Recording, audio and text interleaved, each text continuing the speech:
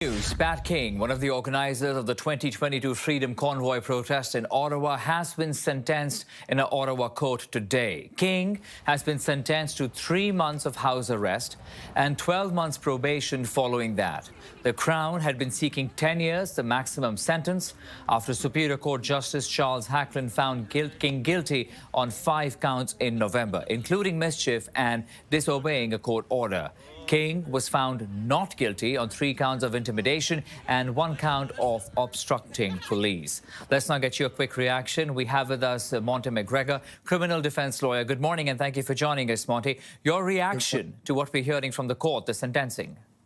Well, I'm not surprised that he gets a house arrest as opposed to actually going to jail, because this is supposed to be considered a jail sentence that you serve at home. And the primary principles for sentencing are denunciation and deterrence. And they've got to send a message, so he ends up with a criminal record, confined in his home for 3 months in a period of probation. And on the criminal spectrum, I mean, it's not necessarily a violent offense at the heart of it, although it was sort of very difficult over a lengthy period of time. And they need to demonstrate to people that want to protest in the future that you can be punished if you take it too far. I think this fits well within the appropriate scheme of sentencing as you balance it out with other criminal offenses. But the Crown had been asking for seeking 10 years versus 3 months of house arrest, 12 months probation. Do you feel that this could, in a way, be a light sentence?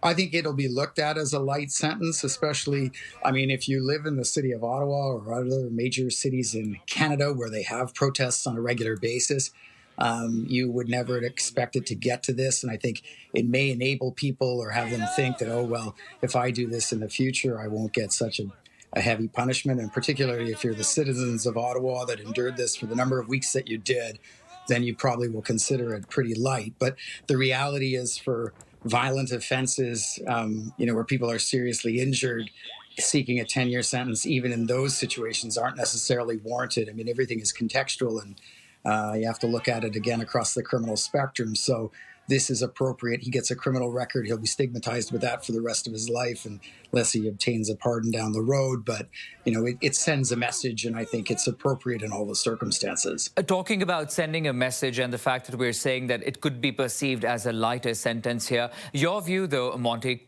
what could have been a harsher sentence instead to send a stronger message that something like that would not happen again? I think if they had have actually sent him to jail and said, you're going to go and lose your liberty for, 18 months to 2 years, I think that would have been something that would have been a heavy-handed answer in this regard. Because when you have your liberty taken and you're told when to go to bed and when to go to when you can meet people visiting in a jail, it's a real significant penalty. And you have to just balance it out with, how we deal with sentencing in this country.